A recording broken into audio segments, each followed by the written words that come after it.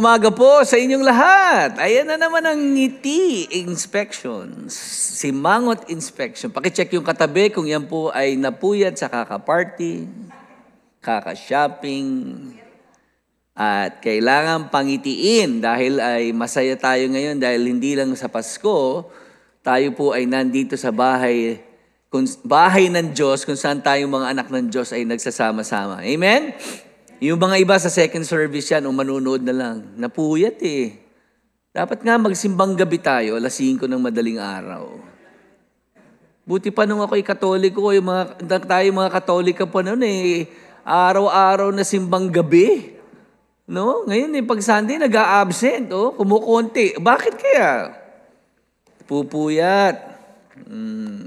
Sa paghahanda ng festivities. Ang importante po sa ating Kapaskuhan ay yung paghahanda ng puso. Sabi mo sa katabi mo, puso.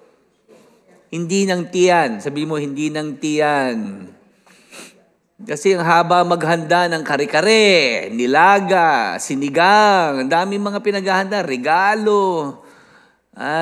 Hindi yun ang espiritu ng Pasko. Ang espiritu ng Pasko, yung paghahanda po ng ating puso. Ire-ready natin yung ating puso sa Panginoon.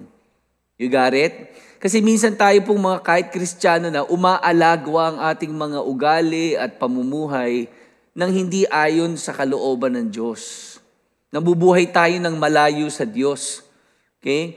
Kailangan natin pong i-recalibrate ang ating spiritual na buhay. And this is a perfect season to do that. Kaya nga po yung ating serye pinamagatang prepare, maghanda. Alam niyo po, sa buong mundo, ang dami po nagse-celebrate ng Pasko. Sabi daw, meron po mga around 2 billion Christians of all denominations sa mundo, out of 8 billion. Sabihin na natin, 3 billion. I think, tama, hindi lang 2 billion, mga 3 billion. Halos kalahati ng buong mundo ay Kristiyano daw. Okay? And yet, ang katotohanan po, mahigit sa kalahati, ay hindi po alam kung ano ang talagang dahilan. Bakit tayo nagse-celebrate ng Pasko?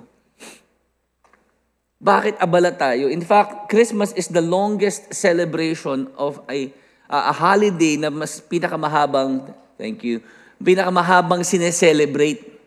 Kita nyo, pag Thanksgiving, isang araw, Holy Week, isang linggo, di ba?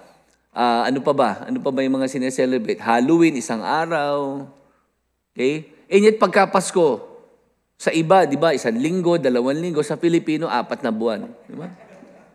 September 1, andyan na si Jose Marichan. Tama? Ang haba-haba ng selebrasyon, minsan, or marami sa atin, mali ang sineselebrate. Okay? So, ang tanong, nagse-celebrate ba tayo ng tama? Imagine birthday mo, sinelebrate birthday ng biyenan mo, na hindi naman yung panahon na yun. Parang yung biyenan nyo may birthday, or parang yung kapatid na may birthday, hindi naman sila may birthday, sila yung sentro. Parang ibang araw pa sila, ibang buwan pa sila. O kaya birthday mo, tapos ang sineselebrate ng mga kamag-anak mo, sarili nila. You got it? Kasi let's face it, one of the things that we really focus at this Christmas is usually yung gusto natin. Paparinig na tayo sa mga asawa natin, di ba? Kung anong dapat irigalo sa atin, right? Papahiwatig, may mga hint, laruan na ganito, kotse na bago. Di ba? Hindi nyo ba napapansin yun na parang hindi talaga nakafocus dun sa celebrant? Nakafocus sa iba, sa atin, sa kabisihan. And so we don't really fully enjoy the meaning and the power of Christmas. Alam nyo, last week, shinare ko yung Isaiah 9, 5 at 6, yung hula o propesya patungkol sa Panginoong Yesus, yung Mesiyas, tagapagligtas sa kasalanan.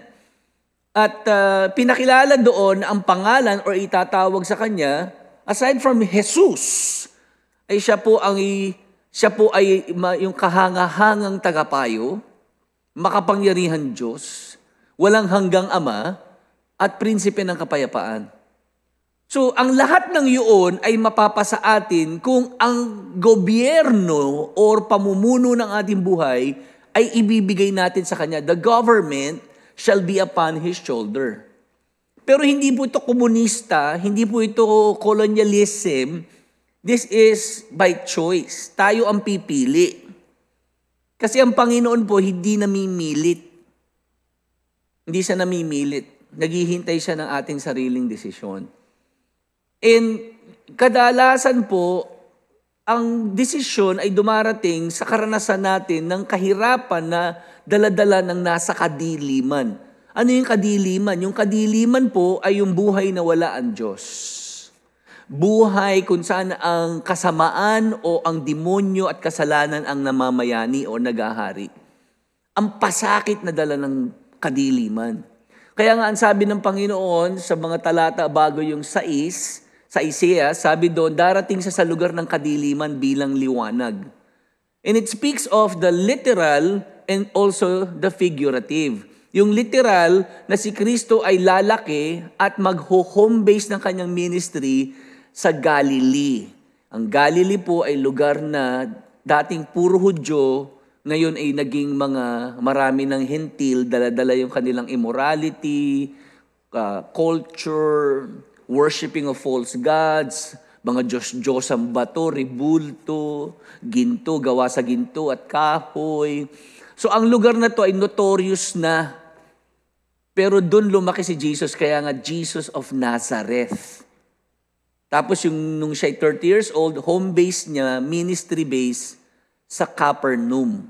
Lahat yun po ay Galilee. So ang sabi dito sa luhula, a great light will come into the place of darkness. Yun po yung literal.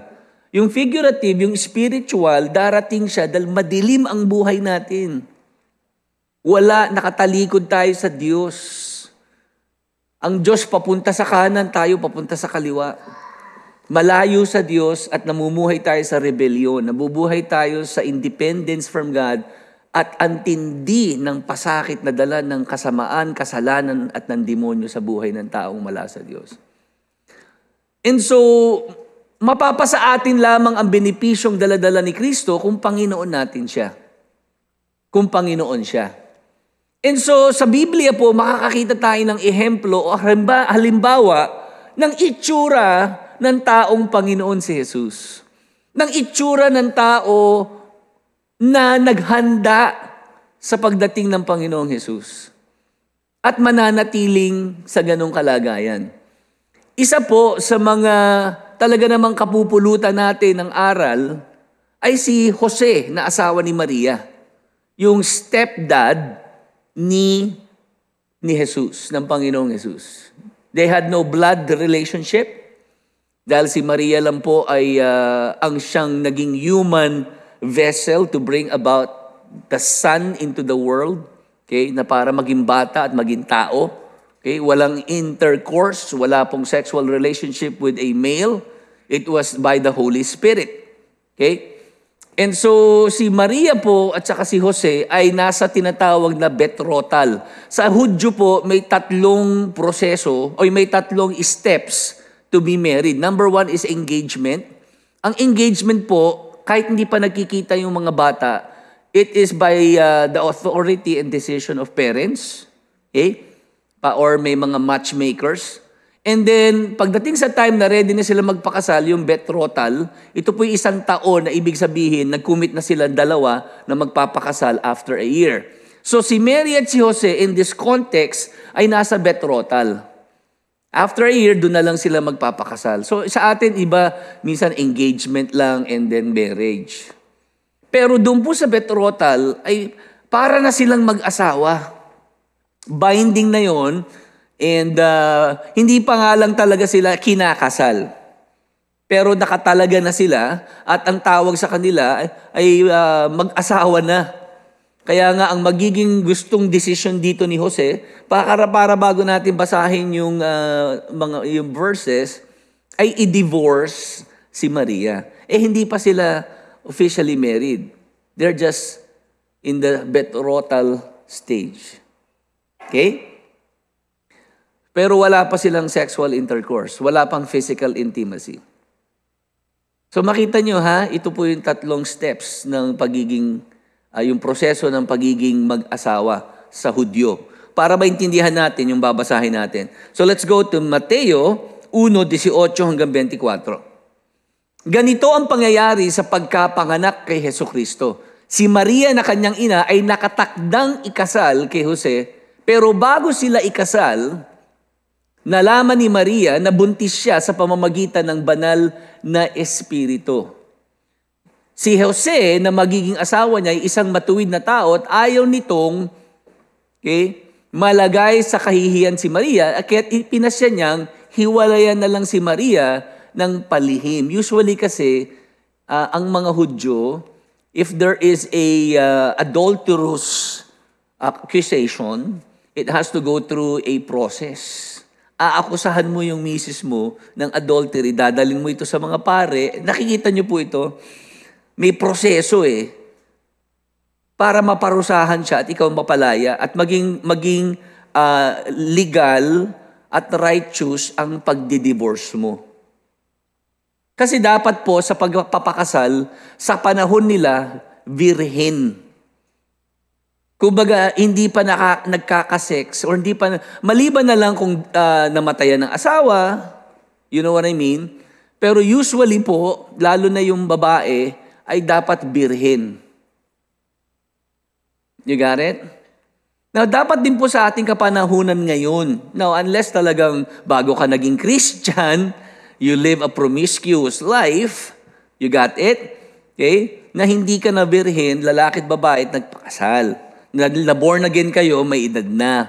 Pero kung tayo po'y born again, hintayin po natin yung kasal bago ho tayo makipag-sex dun sa ating fiancé. Kasi po, pag nagkipag-sex ka, hindi ka pa kasal, ang tawag doon, fornication. That is immorality. Pero po kung kayo po'y kasal na at nakipag-sex ka sa hindi mo asawa, yun po ay tinatawag na, sige, sagutin nyo, anong tawag doon? Adultery. Kahit nga sa mga democratic countries, yung batas, alam nila yung mga terms na yan. Kaya sa Pilipinas, di ba, pag nahuli yung Mr. or Mrs. na merong kalaguyo, nahuling nagkaroon ng sex, kinakasuhan ng adultery yan. You got it?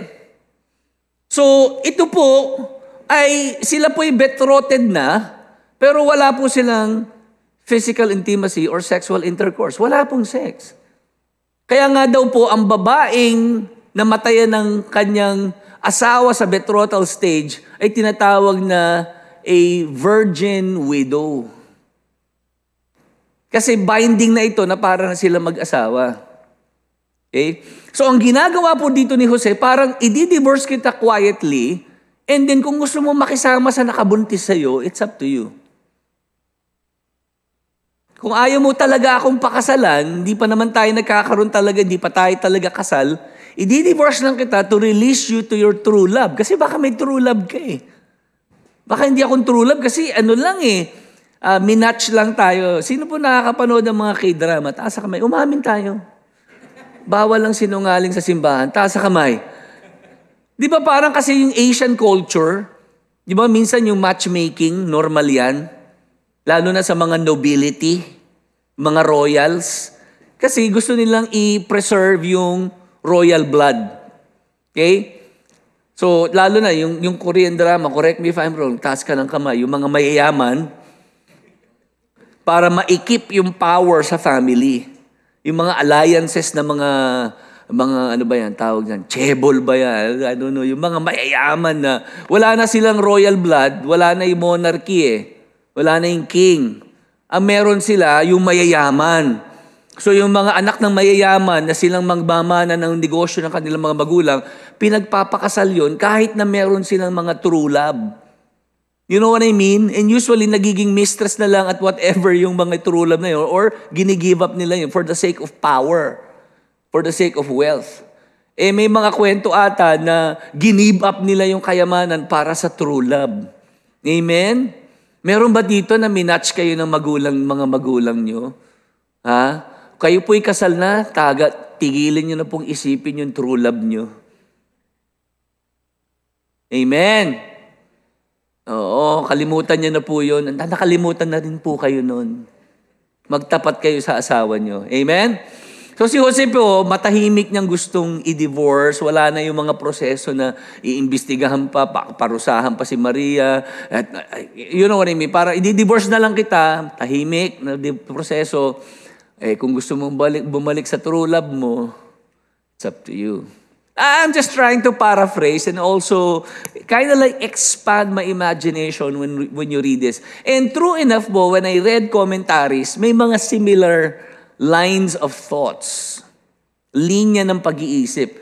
Mahari naman daw, baka naisip naman ni Jose, baka na-rape naman. May mga ganyan po sa mga commentaries eh. You know, subject to interpretation and imagination. So siguro, gusto lang niya, ayaw niyang isa'y matuwid na tao, isa'y mabuting tao, ayaw niyang maparusahan or siguro kung gusto mo, bumalik ka na lang doon sa talagang minamahal mo. Something like that. Okay? Pero tingnan po natin ano po ang nangyari dito. Kaya nga palihim niyang ginawa. Habang pinag-iisipan ito ni Jose, nagpakita sa kanya sa panaginip ang isang anghel ng Panginoon nagsabi, Jose, na mula sa angkan ni David, huwag kang matakot na pakasalan si Maria dahil ang pagbubuntis niya sa pamamagitan ng banal na espiritu. Manganganak siya ng isang lalaki at pangangalanan mo siyang Jesus. Take note, pangangalanan mo. Ikaw ang magpapakasal, ikaw ang magpapangalan, at ikaw ang magtatatay. So at this time, walang nakakaalam. Kasi pag may nakaalam na si Maria ay nabuntis before sila'y maging mag-asawa, lagot si Maria.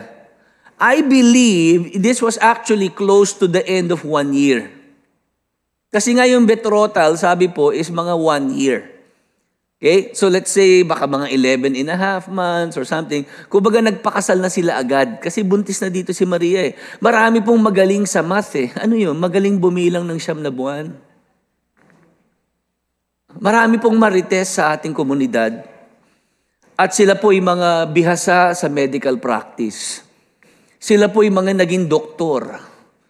Parang, kailan kayo kinasal? Kailan due date mo? Mga tanong na ganyan. Alay, nako. Tama po ba? Tama ba? May ganyan bang usapin sa barangay nyo?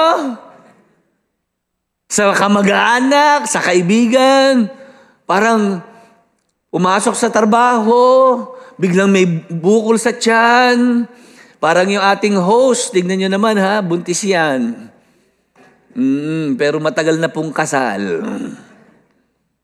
Okay? May 3 na po silang anak. Pang-4 na yan. So para bang, kakasal mo lang Di ba kinasal ka lang nung Disyembre? Bakit parang mukha 6 months na yan? February pa lang. Nakakasalamat. Pakialamero ka. Gusto mo lang malaman kung buntis na nung kinasal. Tama po ba? Ay, walang ganyan dito sa church na ito. Sa iba yan. Okay?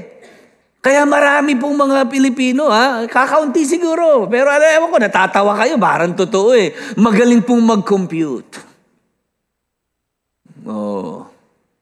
So ito po, nangyari ito, malapit na silang matapos sa betrothal nila at pwede nang pakasalan at hindi na po mapapansin yung 9 na buwan.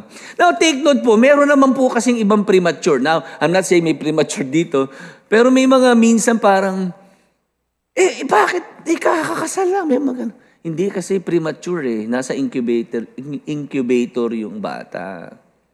7 months po. Kaya alam, minsan may mga hugot agad. Bakit? Bakit? Ganun agad no? Bakit? Huwag ka na magtanong, manahimik ka na lang. Masyado kang interesado. Amen? Iwasan niyo yung ganyang usap, nakakabulok ng kaluluwa yan. Nakakasira ng ating connection sa Diyos. Ang chismis po ay kasalanan. Amen? Masarap po yan sa tenga. Ay, talagang po, mahigit pa sa cotton buds yan. Pag pumasok dito, talagang gumaganon po sa kalo. Sige pa, magtanong ka pa. Sige, pakinggan mo pa yan. Wag po, nakakabulok ng kaluluwa yan. Nakakabulok po ng pagkatao at pagkakristyano yan. Iwasan po yan, lalo yung mga sumbong. Alam mo, kasi itong sinabi sa iyo, pwede bang siya mo, kung meron kang talagang problema, siyang lumapit sa akin. O kaya, kung meron kang problema sa taong yun, ikaw kausapin mo siya, hindi naman ako kasama sa problema niyo, bakit ako sinasabihan mo? Alam niyo po ba yan ang sinasabi ng Biblia? Na bago ka mag-alay ng sakripisyo sa altar, ibaba mo muna yung sakripisyo sa tabi ng altar, hindi sa ibabaw ng altar, sa tabi, wag mo munang ialay, tapos makipagkasundo ka sa nakaalitan mo. Go directly to the person. That is the rule of the word. That is the rule of the Bible. Amen? Huwag ho tayong paikot-ikot. Nagiging merry-go-round yung problema, hindi na so-solve. Tapos marami na po nakasakay sa kabayo na hindi naman dapat involve. Direkta sa tao. Direkta. Tayo po mga mature na Christian, kailangan matuto tayong kitilin agad yung kwento. Kasi sabi rin po sa Kawikaan, sa una, pag pinakinggan mo yung isang side, parang tama. Not until the other side ay narinig mo. Or nandun silang dalawa. Kaya pigilan na agad natin. Amen? Sabihin mo, Kristiyano tayo, kapatid. Or Kristiyano ka, huwag mong pabayaang magsimula ng sunog kasi napakinggan mo. Matutokso ka ngayong ikwento or matutokso ka ngayong gawa ng aksyon or anything else na hindi mo naman dapat gawin, hindi ka naman part doon. So, importante po, side note lang ito, but the point here is that kailangan po nating maintindihan na kailangan maingatan itong si Maria. Hindi naman talaga siya nagkaroon ng karelasyon. Wala naman talagang dapat na itago or anything. This is truly the work of the Holy Spirit. Okay? And so kinausap po ng Panginoon sa pamamagitan ng anghel sa isang panaginip, si Jose. At ito po ang sabi sa kanya, kumbaga pakasalan mo siya, tuluyan mo siya, at maging tatay ka ng bata, at ikaw magpapangalan sa kanya na Jesus. The name Jesus is the Greek version of the Jewish Joshua. You got it? Parehas po yun, kaya lang Greek. Jesus. Okay? Dahil ililigtas niya ang kanyang bayan sa kanilang mga kasalanan. Nangyari ang lahat ng ito upang matupad ang sinasabi ng Panginoon sa pamamagitan ng propeta.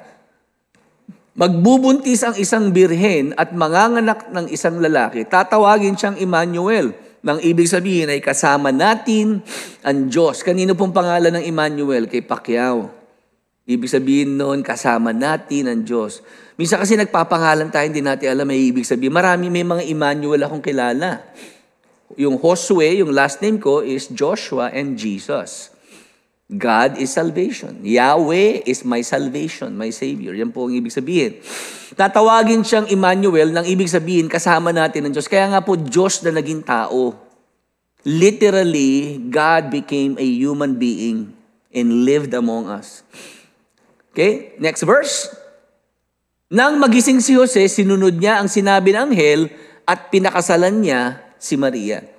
So I only have couple of things, but big things. Dalawang bagay, pero malalaking bagay na nagpapahayag na si Jose po ay nagpailalim sa gobyerno at pamumuno at paghahari ng Diyos.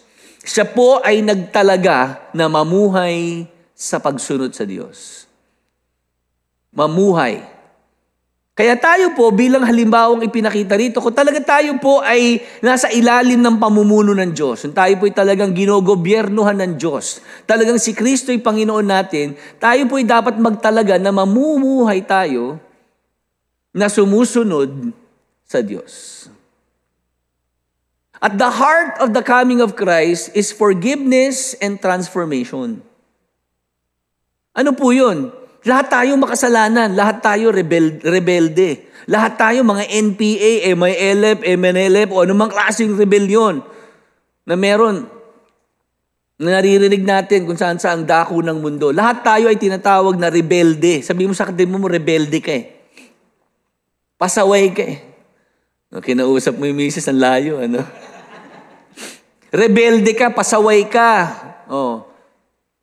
So, hindi lamang po kapatawaran ang dala ni Kristo. Ang forgiveness or salvation from sin and the consequences of sin, initial benefit lang yun. Ang long-term plan ng Diyos is to transform rebels into obedient worshipers.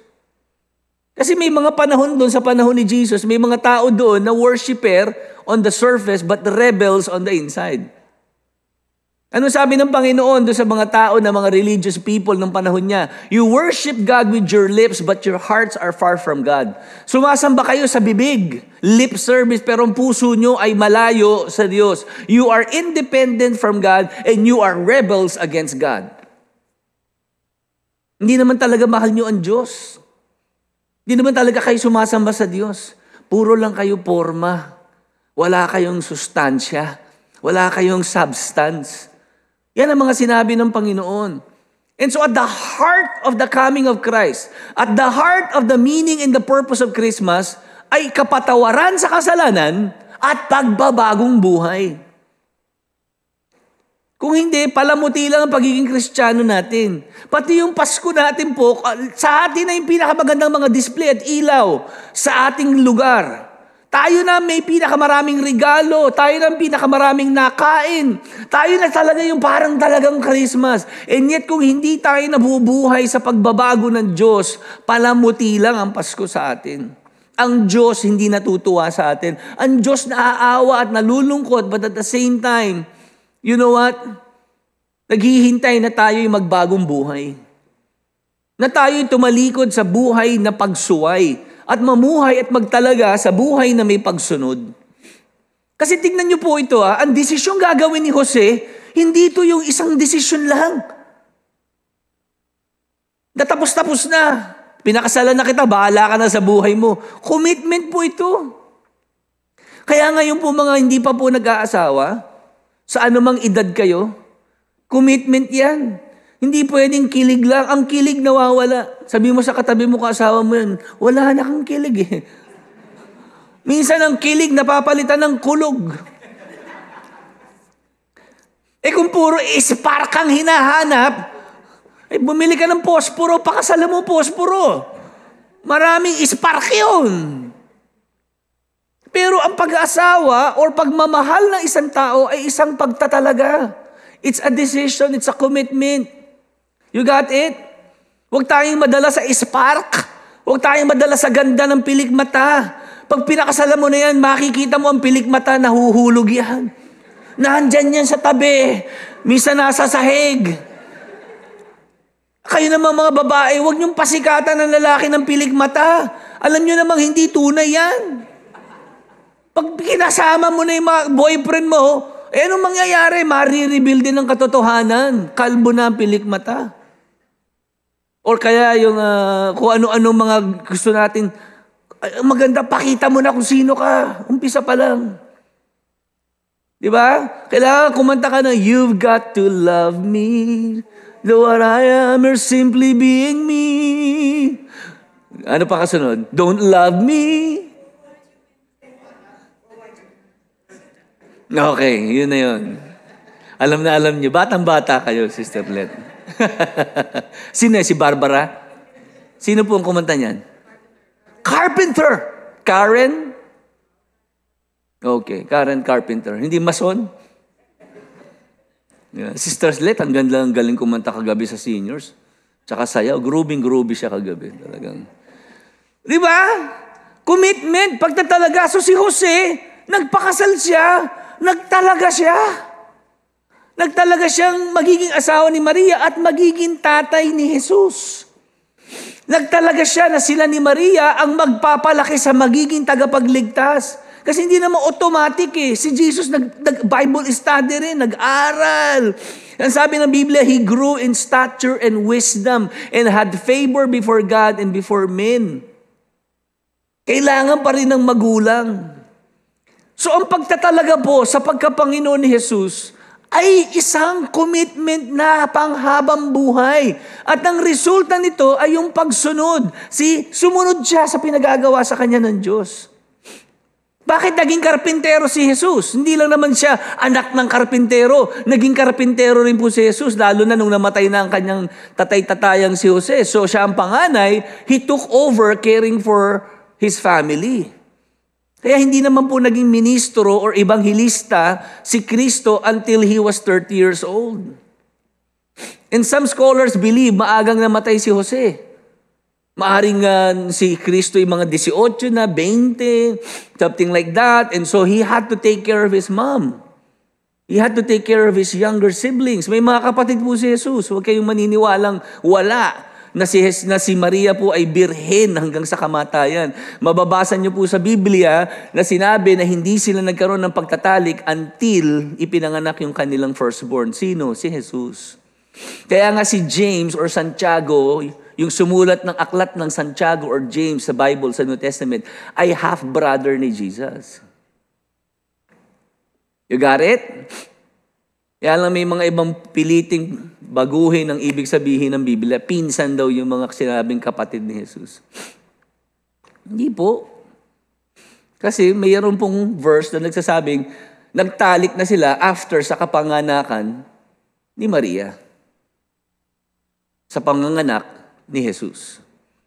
And so, ang pagiging Panginoon si Kristo, hindi yung para ma-born again lang, maligtas, pag namatay, pupunta sa langit. No, ibig sabihin po nun, nagtatalaga ka na magiging masunurin sa Panginoon. Hindi po madaling alagaan yung hindi mo anak. Yung nga sarili mo na lang anak, mahirap pang alagaan yung hindi mo pa anak. Tapos, anak pa ng Diyos, na magiging tignan nyo yung pressure, di ba? Ang hirap nga nito, maging kapatid ka lang ni Jesus, pressure na eh. Kasi tignan mo naman, siya yung pinakamabait, mabuti at anong anak. Ikaw ano ka, di ba? Imagine, sabihin ba naman sa ng mga magulang mo, what would Jesus do? Ano kayang gagawin ng kuya mo? Yun ang bagayahin mo. Di ba pressure? So, hindi madaling palakihin itong, ibig sabihin, of course, mabait yan and everything. Pero ikaw bilang magulang, saan ka na ba nakakita na parang ang pressure, di ba? Ito ang magiging tagapagligtas, siya ang hari ng mga hari. Tapos, ang laki ng responsibilidad. Pero hindi po eh. Alam niya kung anong kalooban ng Diyos sa buhay niya, nagtalaga siya doon. Alam niyo po, ang success po, hindi yung mayaman ka eh. Hindi yung kilala ka eh. Ang success is obedience. Sa mata ng Diyos, either ikaw ay sumusunod sa kalooban niya at plano niya sa buhay mo o hindi. Yun lang. Now, tayo po'y lahat ay nagkasala, binayaran na yung ating kasalanan, pinapatawad na tayo, pero ang end result po na gusto ng Panginoon ay gawin tayong mga masunurin. Gawin tayong mga masunurin sa Panginoon. Ito po ang sinabi sa Lucas 1:16 hanggang 17, patungkol po kay Juan Bautista. Okay? Ano daw po ang paghahandang gagawin ng mamang ito sa pagdating ng Panginoon ng Mesiyas? Ito pong basa. Babasahin natin. Maraming Israelita ang panunumbalikin niya sa Panginoon na kanilang Diyos. Mauuna siya sa Panginoon upang ihanda ang mga tao. Anong klase pong paghahanda ito? Sa pagdating ng Panginoon, gagawin niya ito sa tulong ng banal na Espiritu at sa pamamagitan ng kapangyarihang katulad ng kay Elias or si Elijah noon. Tuturuan niya ang mga magulang na mahalin ang kanilang mga anak at ibabalik niya sa matuwid na pag-iisip ang mga taong masuwayin sa Diyos. Huwag natin sabihin para lang pumunta sa langit. Huwag natin sabihin na nobody is perfect. Ang goal po ng Lord is patawarin tayo sa lahat ng ating mga kasalanan and make us sinless until perfection on our death when we see God, Jesus face to face. And so alam nyo, yung lifestyle of repentance, lifestyle of humility before God and before other people, yung mabilis tayo mag-sorry, madalis tayong umamin. Kagaya ng nangyari sa buhay ni David. Kaya siya mahal na mahal ng Diyos, hindi dahil perfecto siya. Ang titindi nga ng kasalanan ni David eh. Pero ang dali niya magsisi. Umamin. Kung paano siya'y lumihis sa kalooban ng Diyos. The very goal of the commandments of God is to make you obey. Pero dahil sa kahinaan natin, lahat tayo nagkasala. Ngayon, sa pagdating ng Panginoon, hindi lamang yung gusto niya tayo maging masunurin pagkatapos tayong patawarin, tutulungan pa tayo kung aamin tayo sa ating kahinaan at pagkukulang. Kunyari, yung hindi pagpapatawad, hindi naman niya na, Lord, pinapatawad ko na si ganito. Alam naman ng Lord na hindi mo pa pinapatawad. Alam naman ni Lord na hindi mo kaya. Sabihin mo lang, Lord, ang hirap magpatawad. Sa tindi ng ginawa sa akin. Pero kung paano pinatawad mo ko, kailangan din ako magpatawad. So tulungan mo kong magpatawad. Tulungan mo akong wag magngit-ngit sa galit. Alam niyo, marami sa atin, nasaktan tayo ng 10 years ago. Hanggang ngayon, ganun pa rin yung pakiramdam natin. Yung galit, yung ngit-ngit. Kaya nagbabago yung mga itsura natin. Hindi tayo nagiging masiyahin, hindi tayo nagmumukhang kind. Alam niyo, 'di ba, yung eyes are the windows to the soul, Makikita mo sa mata mo yung galit, yung hindi pagpapatawad, yung taray, yung suplado. O yan, di lang taray pang babae, suplado na ha. Baka naman sabihin niyo, babae na naman. Minsan naman kasi yung parang, pastor, puro na lang babae binibida mo. Sabi ng mga asawa, pag binida ko na may lalaki, pastor, mga babae naman. Ano ba naman to? Para pa kayo nag-aaway talaga, no? Sinasama niyo pa ako. Nakikita kasi andun pa yung galit. Tapos easily offended, madaling sumama ang loob, magtampo sa trabaho, sa simbahan, palipat-lipat ng life group, palipat-lipat ng trabaho. Why? Kasi kapatid, aminin mo lang, ang hirap magpatawad, tutulungan ka ng Diyos. Huwag ka na magpa-cute. Minsan pa-cute pa. Kaya alam nyo, may mga puting pastor lumalapit sa akin, Junie, are Filipinos in Canada like this? Or all over the world? Because after we have discussed what happened and tried to come up with a resolution of bringing everything behind us, when I asked them, how are you guys? We're good, Pastor. We're good, Pastor. Ganun. But afterwards, when they say, we're good, Pastor, I can still hear them talking about what happened. Behind my back and talking about the person and that person. I don't think it's already done. Yes, that's not just in Canada. It's all over the world. Because to the Filipinos, yes means this. No means this. Yes, Pastor. Yung pala, yes, Pastor. Yes, Pastor. Yung iba pag okay ka na ba, pare? Okay na ako. Okay na ako. Oo, okay na ako. Sana tamaan ka ng pison. Masagasaan ka ng tren. Hindi pa talaga okay eh. Tama po ba? O chismis lang tong sinishare ko sa inyo? Kasi ang Panginoon, hindi nandito para mangundi na. Nandito siya para patawarin at tulungan tayo magbago, kaya may biyaya. Yung awa, yun yung kapatawaran. Yung biyaya, yun yung tulong. Magtalaga lang tayong mamuhay sa pagsunod sa Diyos. At tutulungan niya tayo. Tutulungan niya. So hindi lang siya naparito para magpatawad, kundi magbago ng buhay at gawin tayong mga masunurin. Now, obedience is not the requirement of salvation. Obedience is the result of salvation. Ang requirement ng salvation is repentance, pagsisisi, paghingi ng tawad at pagtalikod sa kasalanan at pananampalataya sa ginawa ni Kristo sa krus.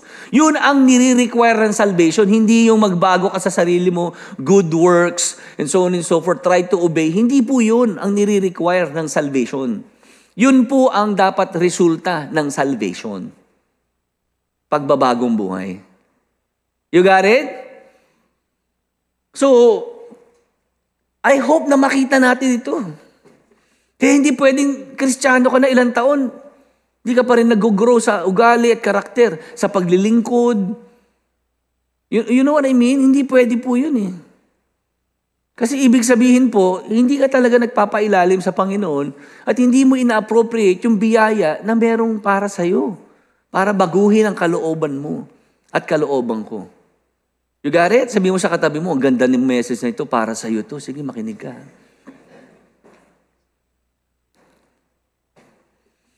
Ang pagsunod po ay ibig sabihin, we are in the right direction and in step with God.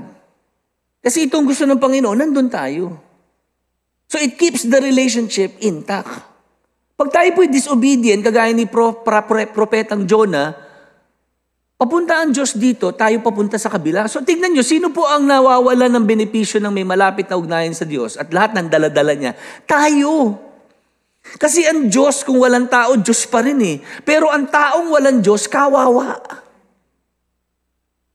Kung mabubuhay pa rin tayo sa rebellion, matubuhay pa rin tayo sa disobedience to the Word of God. Kaya nga ito dapat po binabasa kasi dito natin malalaman how can we be in the right direction and in step with Him. Ito ang gagabay. Kaya di ba, gusto na nga pong i-divorce ni Jose si Maria. Anong nangyari? Nagsalita ang Diyos sa pamamagitan ng anghel, sa pamamagitan ng panaginip. So that's the will of God, which is the Word of God.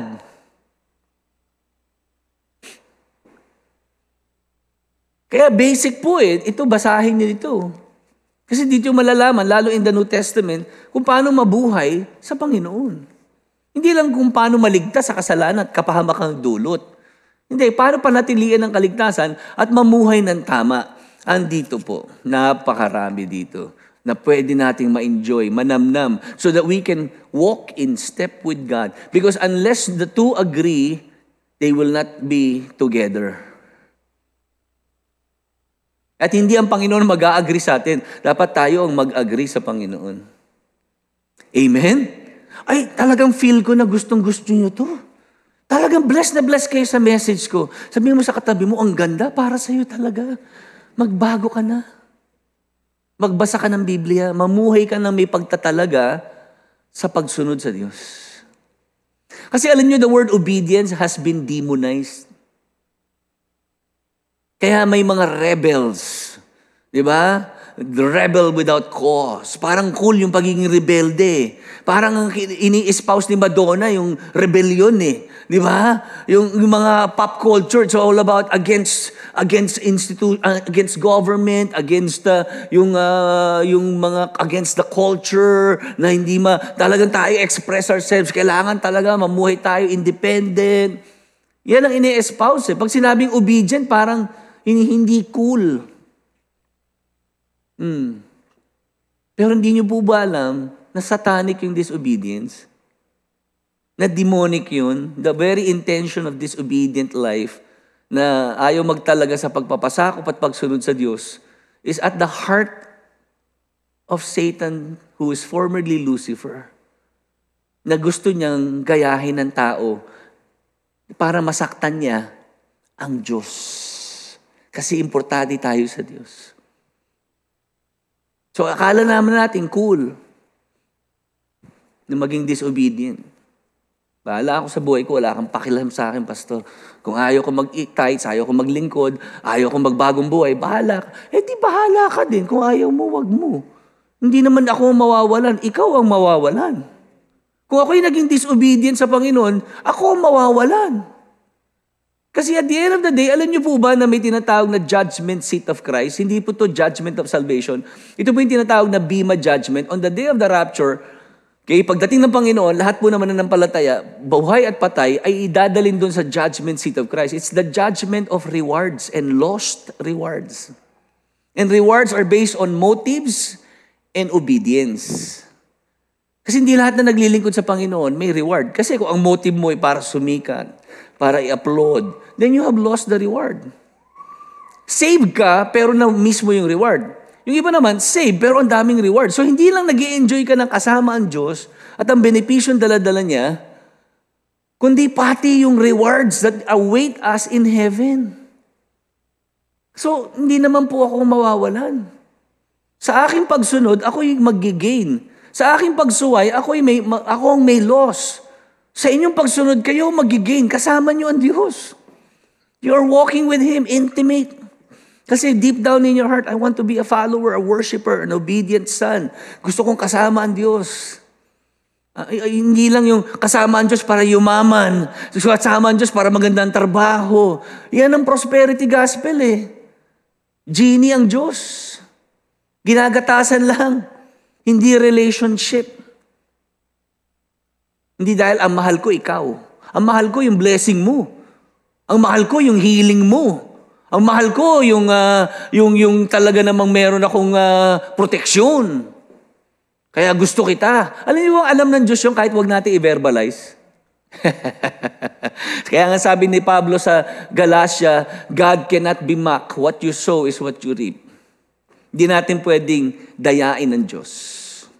Kaya nga itong pagtatalaga, tao sa puso ito eh. Introspection. To prepare for Christmas is introspection. Ano yun? Hindi yung critical ka sa ibang tao. Introspect. Ikaw, ako ba talaga nagtatalaga sa Diyos na maging masunurin sa Kanya? Ako ba talaga nagpapasakaw sa Diyos o hindi? Yun ang pinaghahandaan dito. Ako ba tama ba ugali ko sa mga anak ko? Ako ba tama ba ugali ko sa asawa ko? Kasi tignan nyo, ano sabi dito? Si Juan Bautista ay mangangaral na magdadala ng pagbabago ng relasyon ng magulang sa anak at ng anak sa magulang. Yan po'y hula sa Malakias, Kabanatang 4. Anong sabi doon? Or else, lest I bring a curse on the earth. Kaya nga po nung Wednesday sa prayer meeting, isa sa mga pinag-pray namin yung panunumbalik at pag-aayos ng relasyon ng mga pamilya. Kasi aanunin mo yung Kapaskuhan, may regalo, and yet, ay, ang regalo mo. Merry Christmas.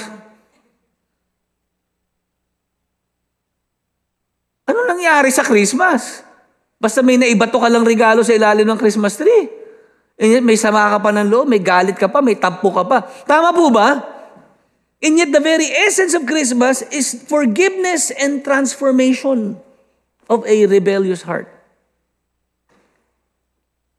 Ito po ang dapat nating paghandaan. Iluhod sa harap ng Diyos. Lord, ako ba'y suwail o masunurin sa iyo? Ako ba'y talaga nagpapasakop o hindi?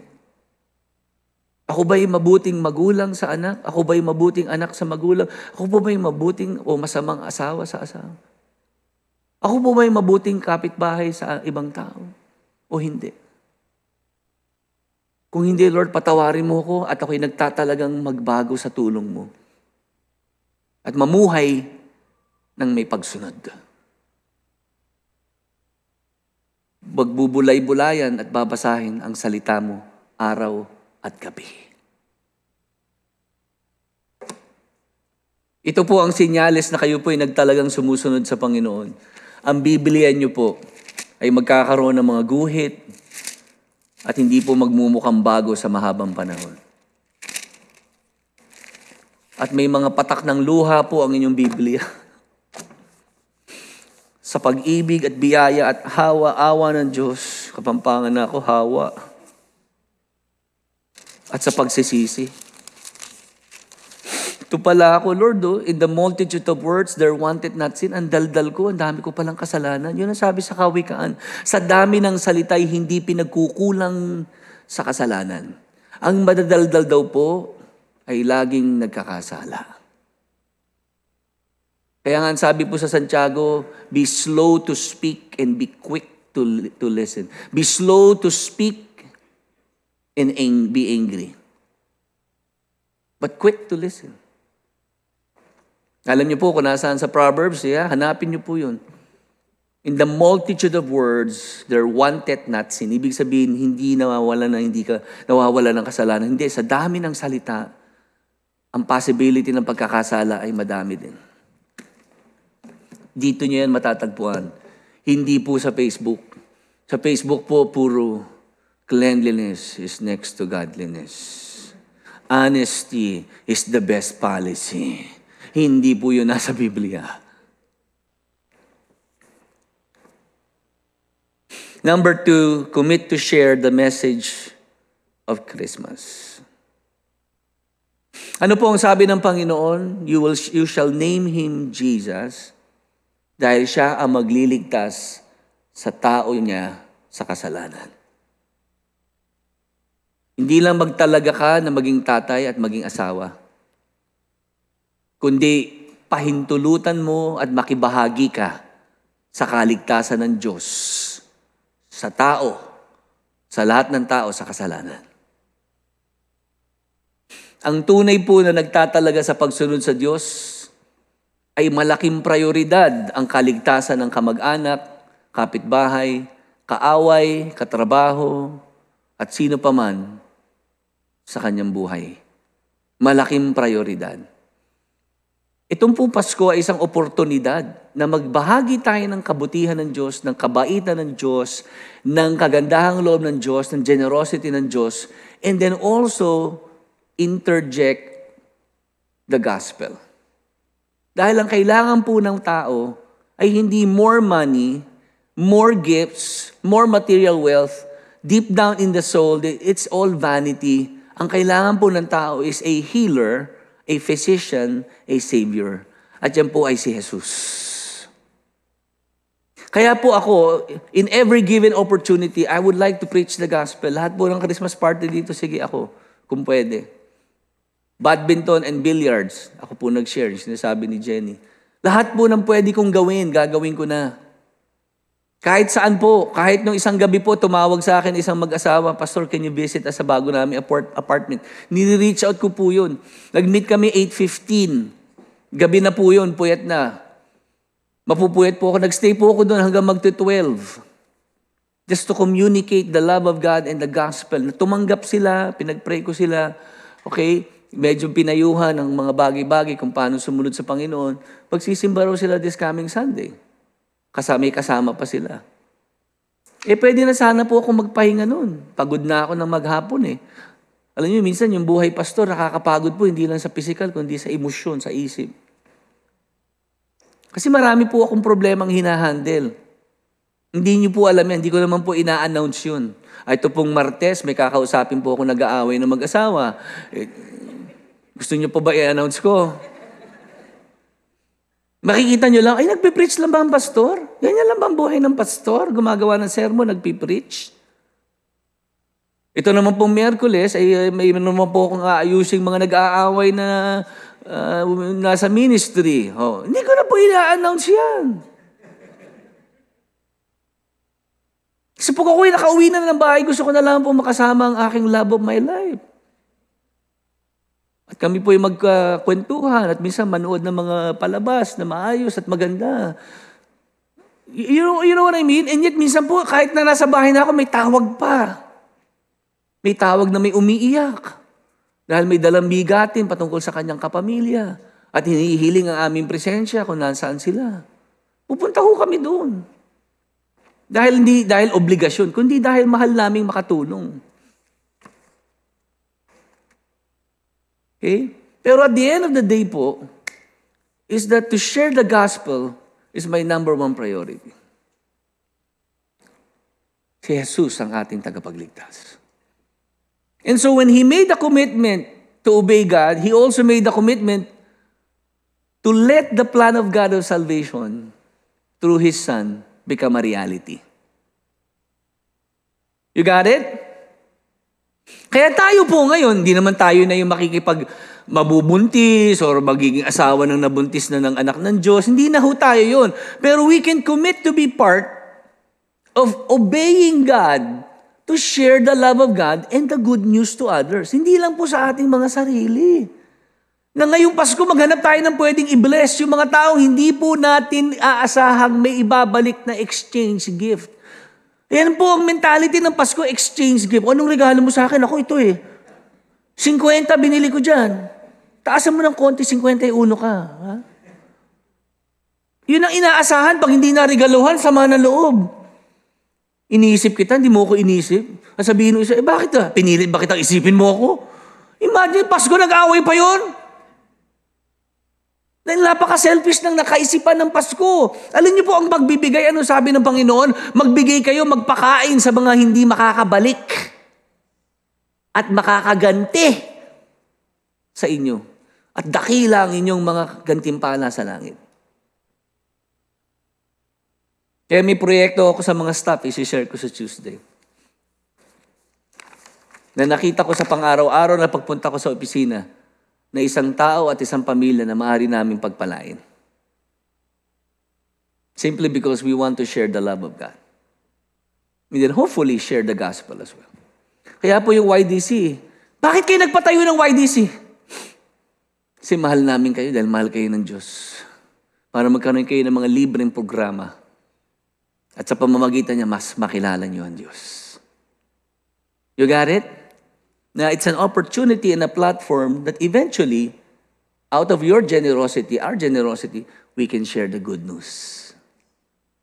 Kaya yung pagtatatay, pag-aasawa ni Jose, hindi lang yun yung family here. Both Maria and Jose, pareha sila nagtalagang sumunod sa Diyos.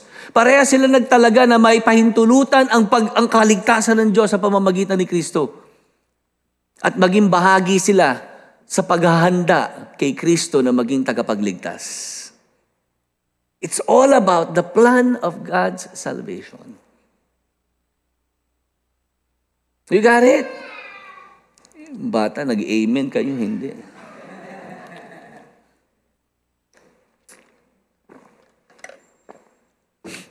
Walang pinaka-importanting mensahe kundi sa mensahe ng kaligtasan sa pamamagitan ni Kristo. At sino man ang tatawag sa Kanya ay maliligtas. At ngayong Pasko, napakalaking oportunidad na ibahagi yan. Amen po?